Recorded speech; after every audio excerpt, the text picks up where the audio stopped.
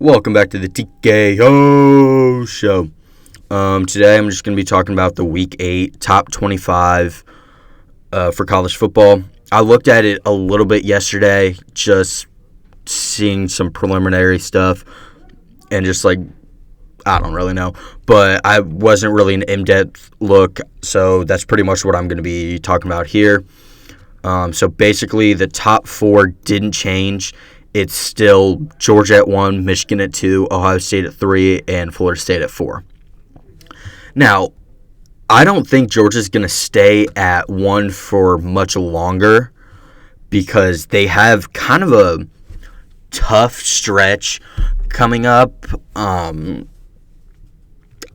especially with how they've been playing. They only beat Vanderbilt by 27, which I'm not saying, which I actually heard Saban talk about this. I don't remember when it was, but Saban was talking about how he hates when people get mad at him for not winning by 50.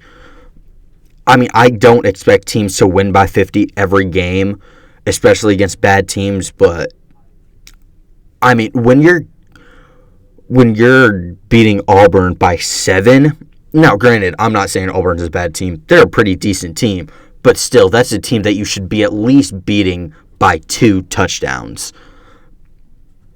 2 touchdowns, I feel like, is a good separation, especially between a bad team and a great team. But yeah. But coming up to that stretch that they're coming into right now, it's Florida, which I honestly think could upset Georgia and shock a lot of people during that. Florida, I feel like, is a solid team who I feel like Georgia would come in not thinking that it's just going to be an easy game. It also doesn't help that their star tight end Bowers, whatever his name is I'm pretty sure out for the rest of the season because I think he's getting surgery on his ankle. So I think he's out for the rest of the season, which might help these 4 teams, these 4 out of 5 teams beat Georgia, because Florida, like I said, could probably shock Georgia and beat them, but not likely. Missouri, I feel like Missouri has a good, solid team. I feel like they have a chance against Georgia. That'll be a close game. Ole Miss, I don't know. I haven't watched much of Ole Miss this year. I don't think they can. Tennessee, I haven't watched a single game of them this year, but Tennessee always has the potential to upset some teams.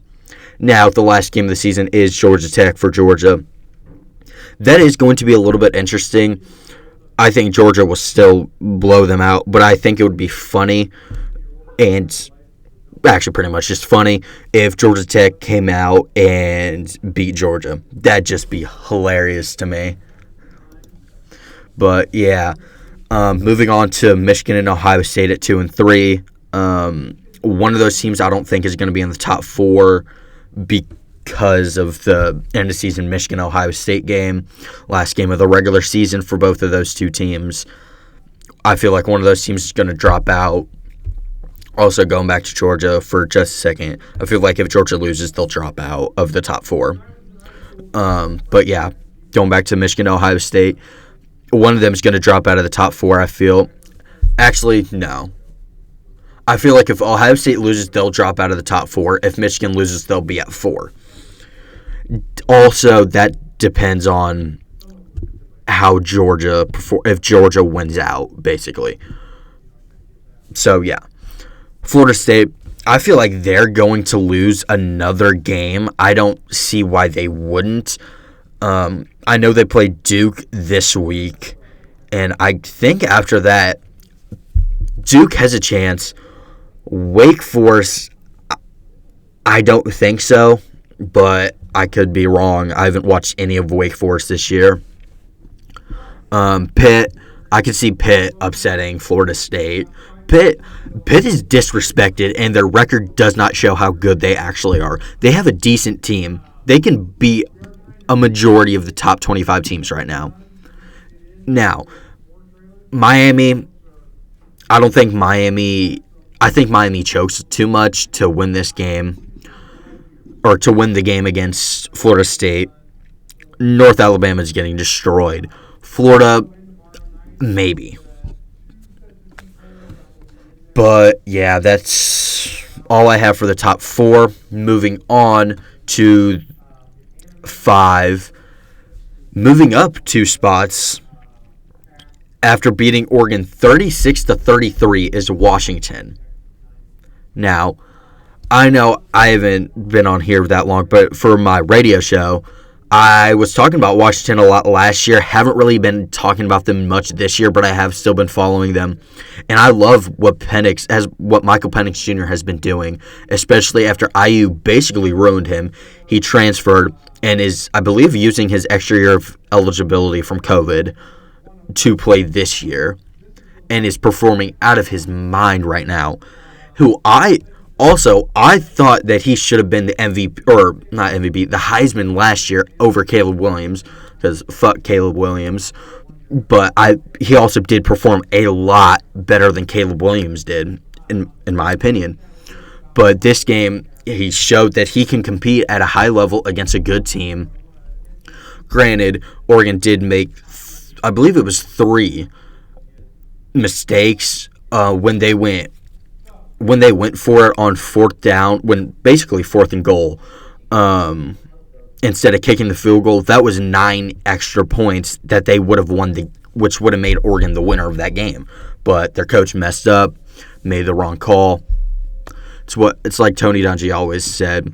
There's always 2 or 3 plays a game that decide the game. So yeah, Washington, I could see them getting into the playoffs this year, especially because I don't think they have the hardest schedule coming up.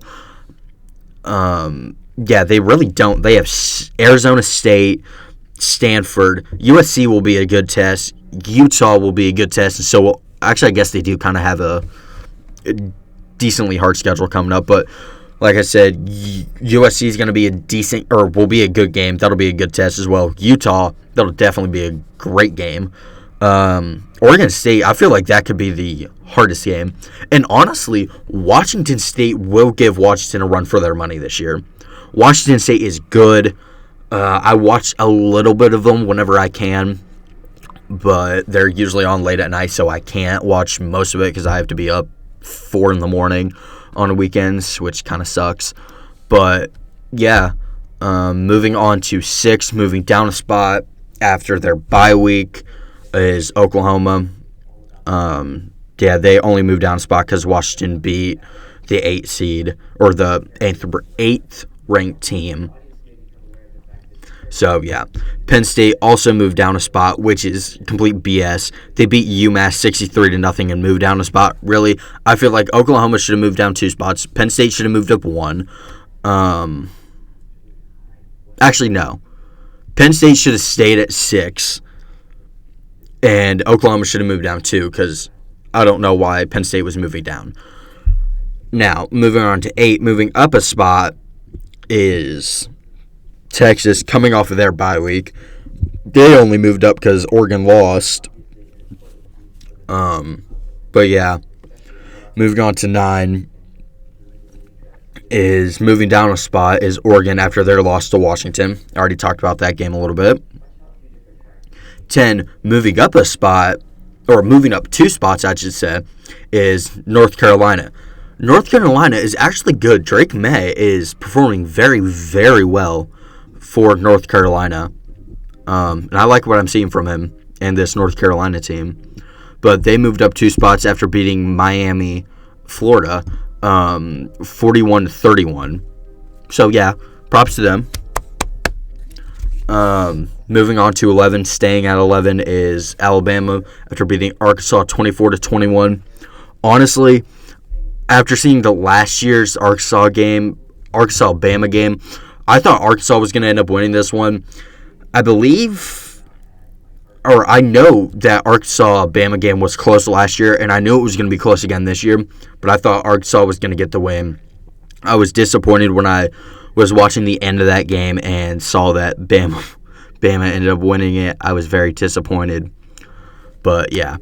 Now moving on to 12, moving up 3 spots after beating UCLA 36-24 is Oregon State. Oregon State's playing very well this year, honestly. But yeah. Moving on to 13 after a bye week, staying at 13 is Ole Miss. Not much to say on that. Moving up 2 spots to 14 after beating Cal 34-14 is Utah. I don't know why you're moving up 2 spots after beating Utah, but I mean, it is what it is.